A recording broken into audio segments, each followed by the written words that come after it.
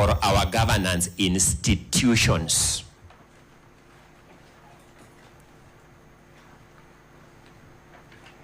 My lords will remember the words of the late Justice Chunlal Magwanda's Madan in that famous case of Githunguri versus Republic, where he urged Githunguri to run unto the hills, face east, and thank his gods that Kenya is a country under the Constitution.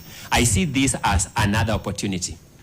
I beseech this court to urge His Excellency Rigathi Gachagua to run to the top of Mount Kenya, face east, and tell the world that Kenya is a country under the Constitution through the opportunity presented by this case. I see this case as an opportunity for the judiciary, and I'll be elaborating on this point in a short while because of the behavior of other organs of government in the recent past. So I see this as an opportunity for the judiciary. I see this case as an opportunity for righting wrongs and not for perpetuating wrongs.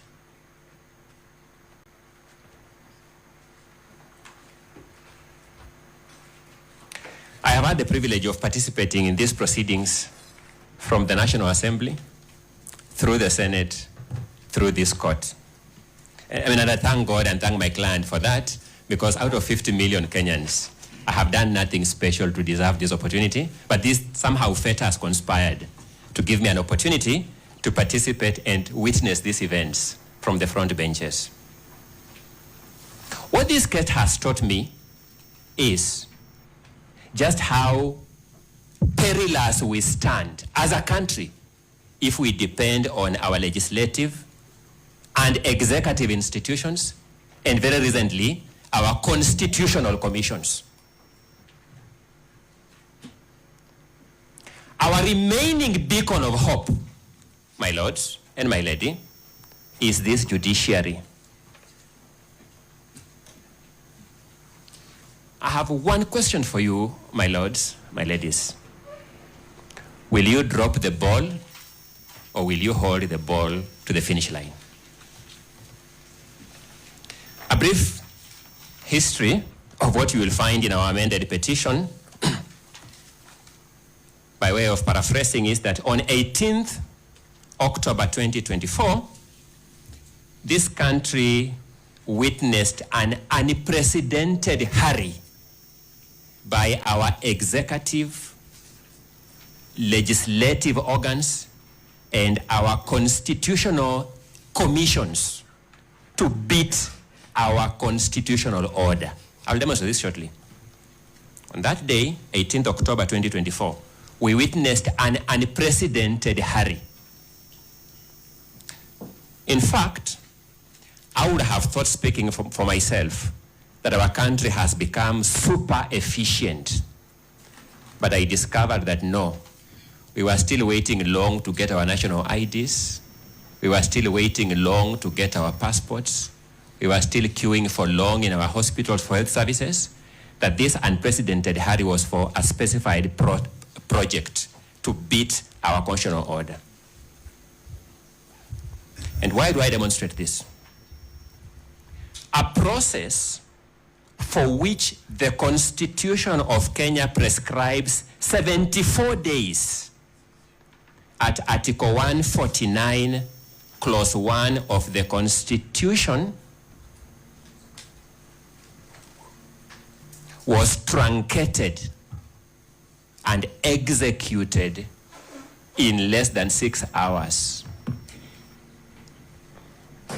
Clearly, we may have varying definitions of the word hurry, but we can build consensus that this one is undisputedly unprecedented hurry. Why did the makers of our Constitution prescribe 74 days maximum in Article 149, Clause 1?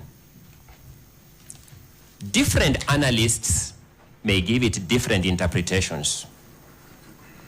I beseech you to find whatever the scope of interpretations, the following will fit into them. Number one, it must have been to give the process optimum transparency.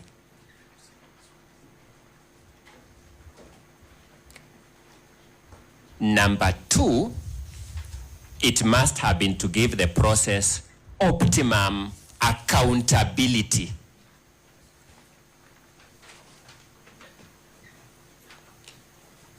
Number 3, it must have been to give the process procedural fairness.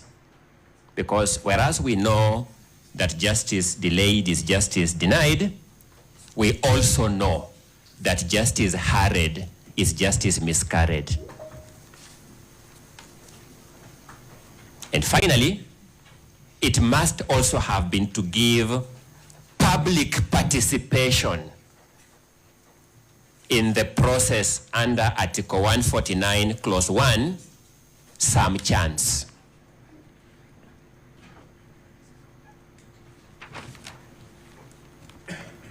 Allow me to submit at that juncture from the very outset that the process undertaken by the President of the Republic of Kenya, by the Ethics and Anti-Corruption Commission, which was mentioned in the President's communique to Parliament, to the National Assembly, by the IEBC, that was also included in the President's communique to the National Assembly, and by the National Assembly itself, did not even pretend to have an iota of public participation. Even the pretense of public participation was now taken away. We will demonstrate to you that the process between 1st October and 17th October, the process between 1st October, when a notice of motion was given in the National Assembly, to 17th October, when a resolution was taken by the Senate, had pretenses, half-hearted pretenses of public participation. That will demonstrate. The process on 18th October, buoyed by any lack of checks, buoyed by the fact that any attempt at checking the institutions had not yielded fruit, now they became brazen. They now undertook a process on 18th October, now completely without any pretense of public participation.